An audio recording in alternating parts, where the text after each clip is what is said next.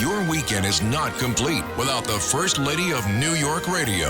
It's the Joan Hamburg Show. Talk Radio 77 WABC. Directed Doug Liman's brand new movie. Actually, it's familiar to a lot of you because you may have seen it. This is its reincarnation, Roadhouse, with a lot of great stars in it, including Jake Gyllenhaal. So I actually saw the film, and I must say it was a very mixed audience, totally, not a seat in the house. And there were a lot of 20s, 30s, 40s, and a fewer me's there, a little bit older. And guys, I love the movie. Doug, congratulations. Thank you so much, Joan. It was so much fun, that movie. I know it's hard to say fun. When I came home and everyone said, tell me about the movie, and I said, it really had a sense of humor. It was funny. They said, but there's so many guns and so much violence and everything. No guns. There's no gunshots. No gunshot. No one. We see a gun. No. You see a gun, but no one has ever shot in the movie. Yeah. No. So, it's old fashioned. It's old fashioned. It's bar fights. It's great music and bar fights, and it's funny too. And I'm not like some kind of auteur filmmaker that's like considers you saying fun is like as a negative. Like, no, the movie's intended to be fun. It's meant to be a party. No, and it was a party. Now, I'm always curious, and I know a lot of people in the audience too. This was originally a movie, went back to 1989 with the late Patrick Swayze and Sam Elliott. So what brought this into the radar for you? I mean, to be honest, I grew up in New York City and I never saw the original Roadhouse. Right. Even though it's such a cult classic, for so many people, somehow it actually was not on my radar. And producer Joel Silver sent me the script, and Joel and I had never worked together before, and Joel has done movies like Matrix, and he did that franchise, and Lethal. He has more successful franchises than any other producer out there, but not necessarily the kinds of movies that I make, because I do a lot of action movies, but they're very character driven, and Joel does these big giant event movies that are maybe a little bit more spectacle than character. But anyhow, Joel Silver sent me the script to Roadhouse, and I loved it. And it was sort of after reading the script that someone said, by the way, it's a remake of a film, a Patrick Swayze movie. And Born Identity, which I made years ago, technically there was a Born Identity before my Born Identity, right, that I also never actually saw. So I kind of, because I hadn't seen the original Roadhouse, I intentionally didn't watch it until after we finished shooting our movie. And whatever you did worked really well. It is a terrific movie with a wonderful cast. Like, I was not familiar with Conor McGregor. And in a kind of Venn diagram of people who know who Conor McGregor is, who have seen him fight, and the people who have seen a Jake Gyllenhaal film, there's like very few people on the planet who have seen a Jake Gyllenhaal film and have also seen Conor McGregor fight. You're right. But once we see it, you fall into the Jake Gyllenhaal category. You've seen many Jake Gyllenhaal films and never seen a Conor McGregor fight. And Conor is, as big as it gets he's the biggest star in UFC, and he's really one of the biggest star athletes on the planet, with a massive following, which was, it was Joel Silver's idea to approach Conor McGregor. And as I said, like, Joel and I were kind of this unusual team, because I think Joel didn't even care if Conor could act. He was like, he just wanted him. He wanted the event of putting Conor McGregor in a movie. And meanwhile, I come from, I care about performance and character, and I'm in the details. And the reality is we took a huge swing casting Conor McGregor, and it was a home run because it turns out he can act. He's fantastic in the movie. You know, I mean, you saw the movie. I did. You can give your reaction. You know? No, I thought he was incredible. And I never remember seeing him, act or fight. Who goes to the fights? Not me. And, he's not like a retired fighter. I mean, there have been people, The Rock, there's people who sort of transitioned from an athletic career to film. But like Conor, he has Roadhouse out now. And then in 2 months, he's going to be in the ring, fighting. Either having the crap beat out of him or he's going to be beating the crap out of his opponent. But he's really a fighter. I mean, he's still fighting. Was it hard to get someone like that? I mean, was he like, oh, a movie and I'm going to be a movie star, or that wasn't him? I mean, for the people who know Conor McGregor and know his fighting style, like, he's a performer. I mean, there's a reason why Joel Silver thought of him, because his everything that he does, not when he's actually fighting, but even actually when he's in the octagon with his opponents. I mean, he is giving a performance. It's real fighting. This is not wrestling, which is a fake sport. Right. I mean, this is real hardcore fighting. But there is a performance aspect around it. And so Conor really is an incredible showman. And he was, so we were not the first people to approach him to be in a movie. And he had turned down many other offers prior to us. But, Joel Silver is just incredible at turning no's into yeses. Yeah. And, we also had to convince the studio to let you go, to give us the money to hire Conor McGregor, and the people at the studio had never heard of him. So you're not, in that Venn diagram, the studio knew, our executives knew who Jake Gyllenhaal was, but, almost none of them had ever heard of or seen Conor McGregor. And once they watched him, that was it. I mean, he was beyond belief. He was a superb performer.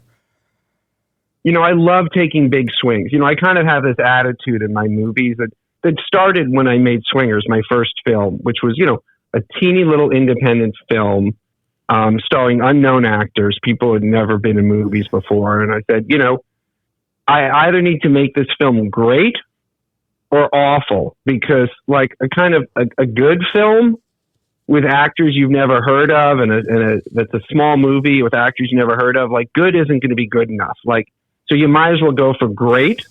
And if you fail, it's awful. But being in the middle, there's no value to being in the middle. So I got lucky that my career started in a place where I had no choice but to swing for the fences and either strike out or home run. And you did. And, and I love, so casting Conor McGregor is in that same, I love taking those kinds of chances where, you don't know when you cast him. You're like, I think I can get a performance out of him, but there's no way to know. He's never been in a movie before.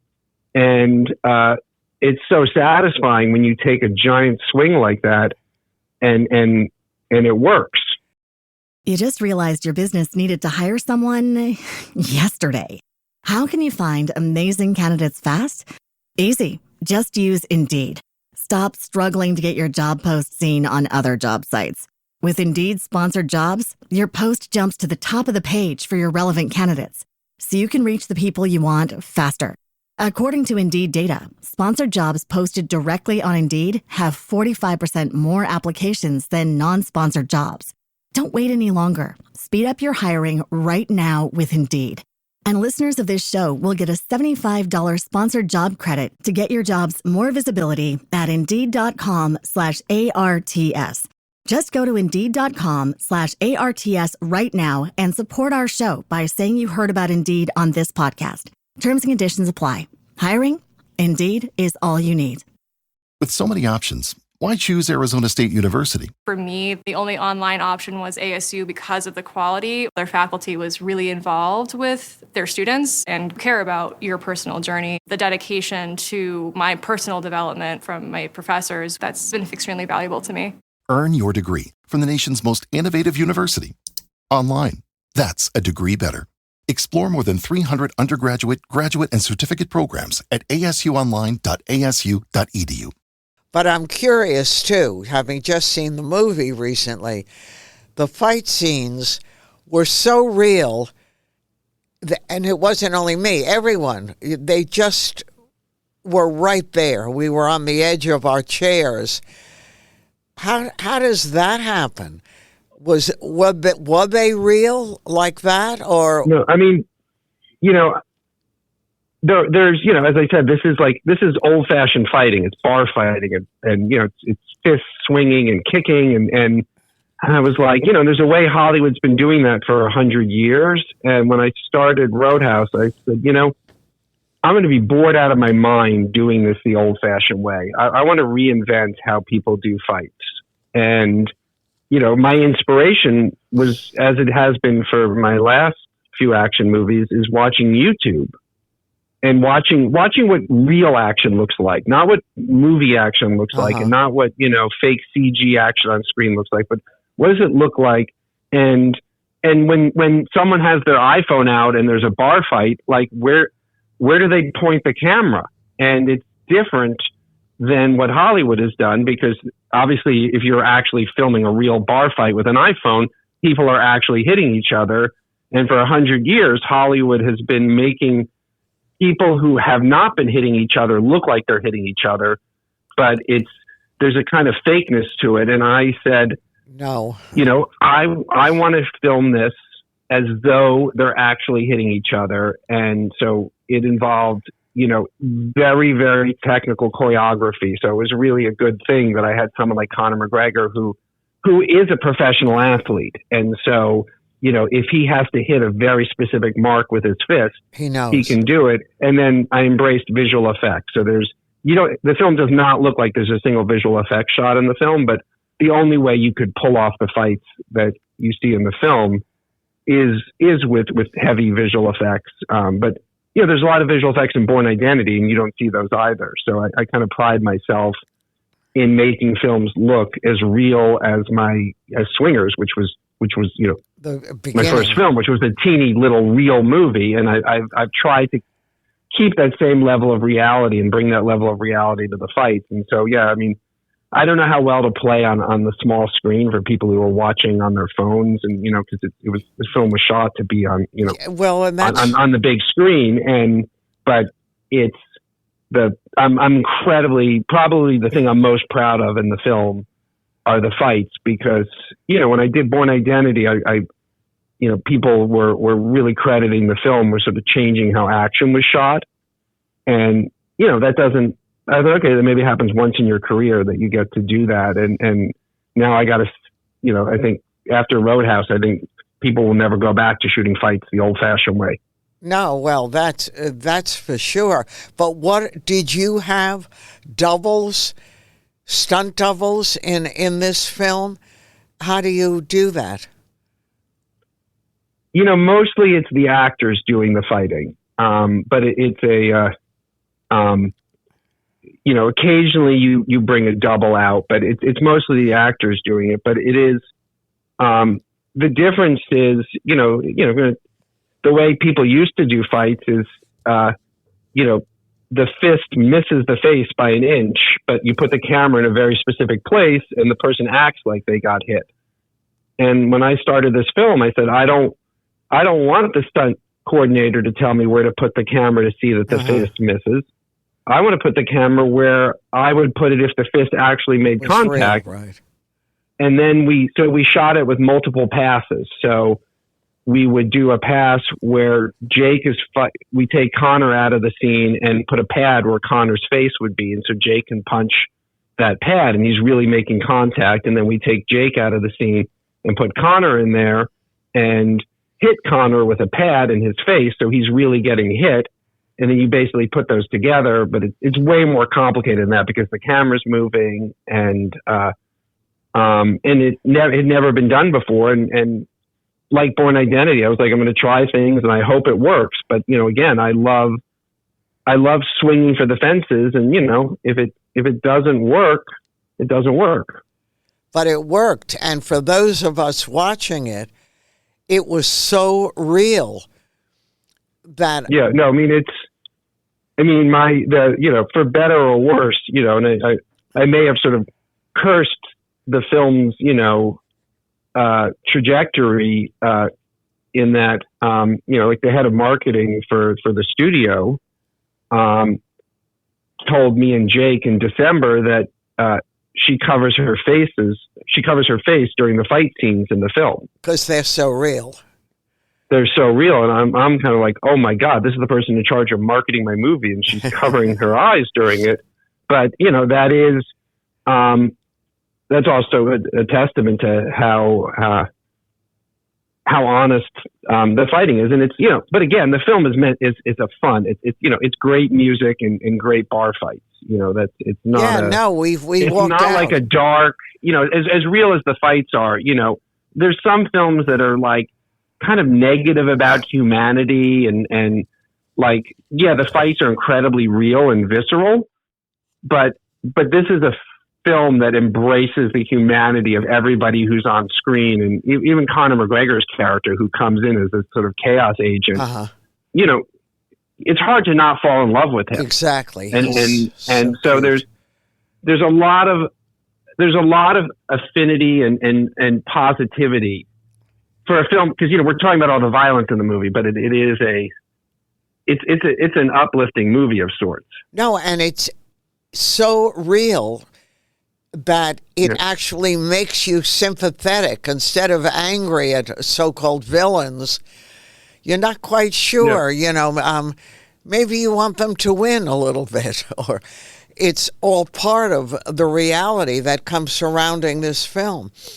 And well, I've got a villain who, is trying to live up to his father, right? And I can relate to that because I have a father who was, had a very big famous father. Very famous father, and very big footsteps to try to fit into. And so, but I love bringing that to the villain world where, our villain's father was an even bigger villain, and our villain, Billy Magnuson, is screwing up being a villain, which is how his father brings in Conor McGregor to fix, take over for his son. Right. So, I love the humanity of my villains. Well, and so did we. And I want to tell you something else. Your heroes look really good. I mean, I don't remember Jake before, but that guy is in great shape. I want you to know what he ate. Yeah, well, you don't want to be on his diet. I mean, he was hangry the whole shoot. Because he literally was starving himself and working out for like 5 hours a day. It showed. Like the reality of, I'm sure you've had, fitness and nutritionists on your show. Like, we all have the same abs that Jake has. They're just underneath a bunch of fat. Exactly, but it's very hard discovering. So if you starve yourself and work out, 4 hours a day, you also could reveal, that body. That you have that same body, Joan, underneath. Well, it'd be very hard to find it. And it's, you'll end up, kind of not being the most pleasant person to be around, to reveal that body, because you're hungry the whole friggin' time. Yeah, that's for sure. But the end results look pretty good. So the movie is now officially up and out, right? It is, yep. And where do people get it? I guess, when you're doing your shopping on Amazon, this will be one of the options, is to just get it for free on Prime Video. So how do they make money out of it? Amazon sells subscriptions, right. Prime subscriptions, so assuming you have Amazon Prime, which, most of us have. Right. So that's how we see it. Yeah. But I don't really understand the business model it's why, I fought a very public fight to get the film into movie theaters, because not only was it shot for the theaters, but and you sat in the theater and watched it and heard the audience, cheering and hollering. And that was like a New York City, you know, Jazz at Lincoln Center audience. Right, and even that audience is so stuffy, a stuffy, fancy audience. Even that audience couldn't help but cheer and hoot and holler. They loved it. And that's... So, you know, I understand the business model of putting movies into theaters and selling tickets. You know, I don't understand, you know, how, you know, what they're doing here with my movie, but you know, I am incredibly proud of the film and incredibly it's proud a great film. Of all the big swings we took. You know, it's like it's been a while since I've taken this many big swings on a movie, all in the same movie.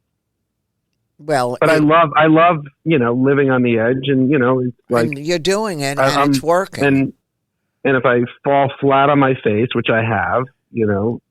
Chaos walking, I took big swings and I landed flat on my face, you know, like it's, you know, but like, here I am, I'm still making movies. Like, so I, you know, I think it's a really important thing is in life and as a filmmaker to learn that you can fall flat on your face and it doesn't kill you.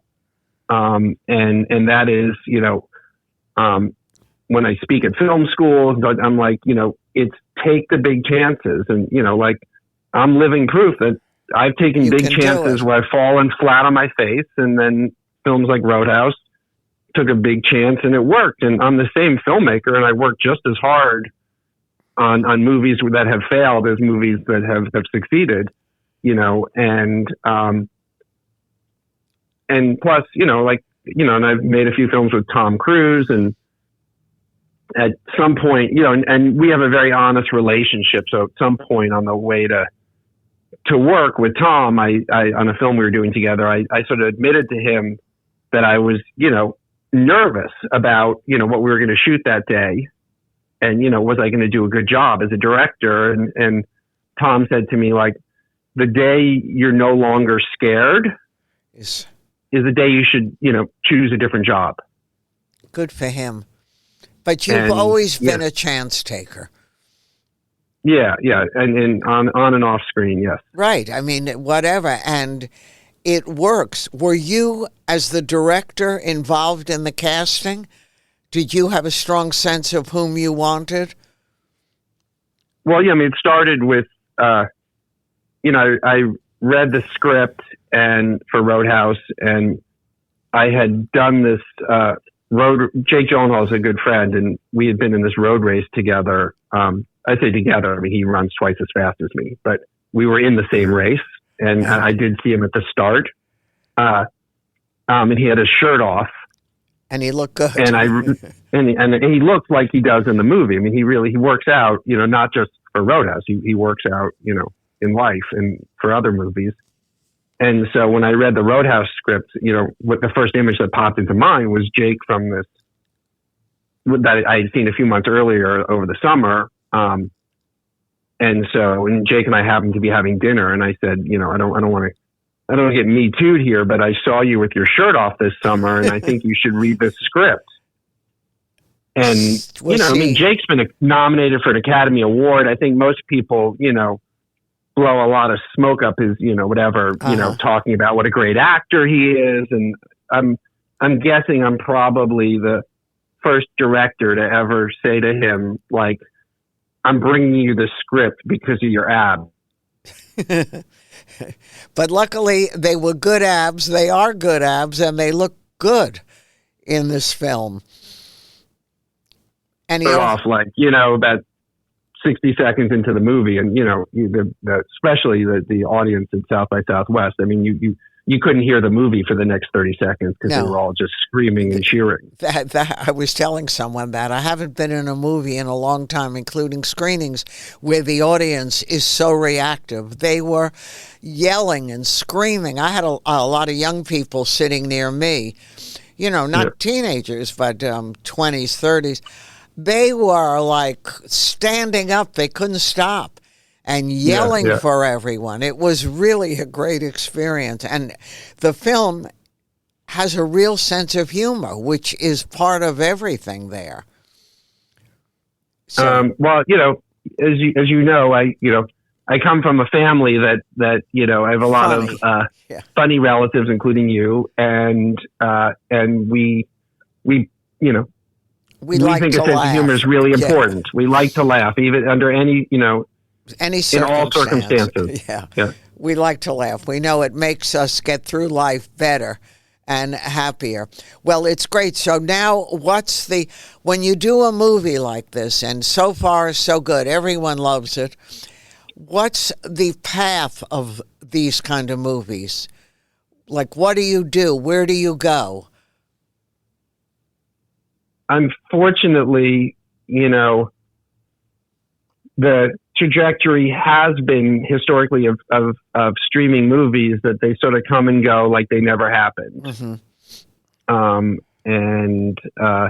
They help the companies, but they don't sort of become part of the cultural zeitgeist, and that's the two reasons I was fighting for the theatrical release of Roadhouse. One of them is that it's designed for the big screen. The details we're talking about in terms of the fights, you're just not going to notice on a small screen. But the other thing, as you said, you sat in a theater with, and it's the kind of film that gets people up and cheering, and you're not going to do that at home on your laptop. Like, it's a communal experience. But the other reason why I had fought for a theatrical release is that films that go in theaters become part of our cultural conversations. They become part of our zeitgeist. Right. And, maybe, at some point, maybe there'll be a streaming movie that crosses over and really becomes part of the fabric, the way a film like Barbie becomes part of our cultural fabric. It's never happened. And, maybe Roadhouse will be the first one. I was going to say, you could do it with this movie. Now, when we left, and, the theater full of people we didn't know. I mean, we knew some people, but we didn't know a whole bunch of people. And we wanted more, which for me is a really good sign. Like, I didn't want that movie to end. I wanted to know what else was going to happen. And this is a movie that could really have a long life. Yeah, I mean, it's definitely... it's the kind of film, had it been in a theater, it's the kind of film that people would have gone back to see over and over again in a movie theater. I just don't know, how it will play out, streaming. But, I definitely encourage people, if you're gonna watch it, invite some friends over and pop open some beers and, try to, it's meant to be shared. It was meant to shared, and normally, ideally with a bucket of popcorn, but like whatever your whatever, however you can accomplish that at home, that is definitely the experience. I was again, I'm not. There are some filmmakers who are like auteurs, and it needs to be on the big screen because they've created some piece of art. Right. This is a big piece of entertainment. Roadhouse. Yeah, but you still appreciate the big screen for that. Well, believe it or not, I was invited to a screening party for Roadhouse with a whole bunch of people, and I thought that was a great idea. That hasn't happened in a long time. So I think you're going to get your wish, and the movie is doing great, and it's going to be great. It's got its huge audience. Why not? You know what? As we all said coming out of that, besides loving it as a movie, we love to laugh. And there was a lot in that film that was really funny. So thank you, Doug. All the best to you. And keep on making these great movies, because it's really, to get through these days, we need them. Well, I have another comedy coming out, I think it'll be in August now, with Matt Damon and Casey Affleck. Okay, so, we're excited. Talk to you soon. Doug Lyman. Be talking to. Okay, director. I'm Joan Hamburg, and you're listening to WABC.